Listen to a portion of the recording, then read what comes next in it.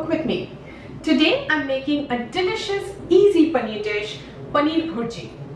The start of the dish will be not with paneer, but rather with milk, because I will show you a really quick and easy way to make paneer from scratch for this recipe.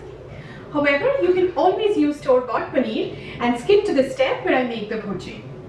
My channel, all about easy to follow and easy to implement, ingredients always displayed on the right and highlighted for each step. If you like my channel, please do subscribe, share and like. So come, follow along and cook with me. To make the paneer bhurji, first we're going to start by making fresh paneer. You can always use store-bought paneer, but I'll show you a super quick and easy way how you can make the paneer at home, and it's going to turn out very soft, creamy and delicious. So do try it.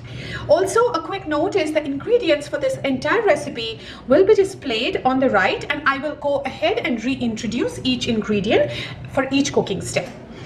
So here I have 2 liters of milk, some salt, 2 tablespoons of yogurt, 5 to 6 tablespoons lemon juice that I have squeezed from half of a large size lemon, and a few cubes of ice.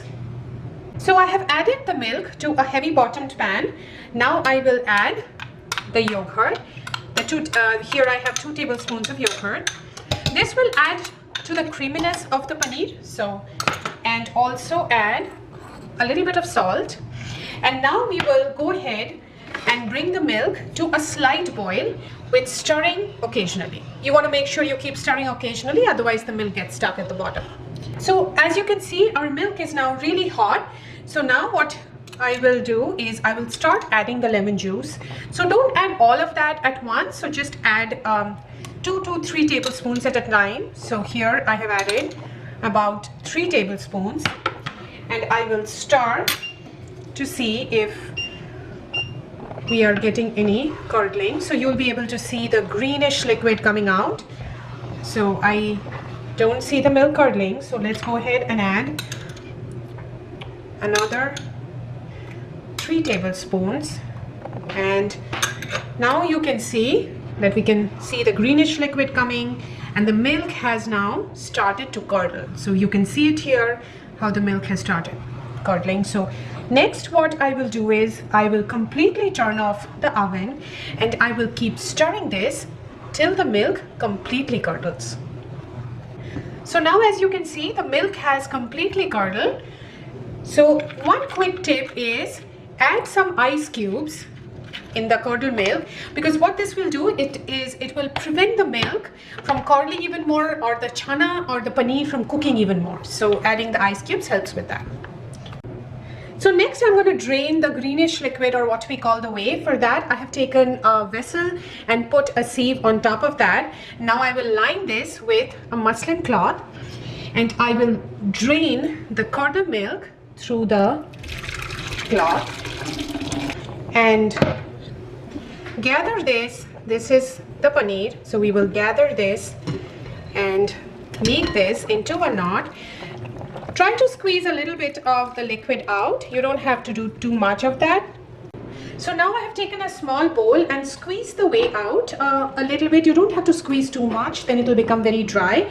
So now we will just tie this into a knot, and all that we will do is we will just keep the paneer just in the bowl, and we will start making the gravy. Now we will fry the onions and the ginger garlic. For that we need 1.5 tablespoons of oil, 2 tablespoons of ghee, 3 green chilies finely chopped. You can adjust based on your spice level. 1 teaspoon cumin seeds, 1 medium onion, 150 grams finely chopped, 1 inches of finely chopped ginger, and 3 to 4 garlic cloves chopped. I will add the oil and also the ghee, and we wait for the oil and the ghee to be heated up before adding the cumin seeds and green chilies. The oil is now hot, so I will add the cumin seeds and also add the green chilies, and we will fry this for 30 to 40 seconds till we see the cumin seeds start spluttering. The cumin seeds are now spluttering. I will add the onions And we will fry the onions till they become translucent. So we don't need to make it completely light brown. Just making it translucent is completely fine for this recipe. As you can see, the onions have now become translucent. I fried this for about 4 minutes. Next, I will add the ginger and the garlic. And I will fry the ginger garlic with the onions for another 2 to 3 minutes. Now we will add the tomatoes and our dry powdered spices. For that we need 1 medium tomato, finely chopped, about 120 grams, half a teaspoon turmeric powder, 1 teaspoon coriander powder, and 2 teaspoons of chili powder, and some salt to taste. Now I will add the tomatoes and also add the dry powdered spices, the turmeric powder, the coriander powder, the red chili powder, and we will also add some salt as per taste, and mix all of this well and cook the tomatoes for another 4 to 5 minutes.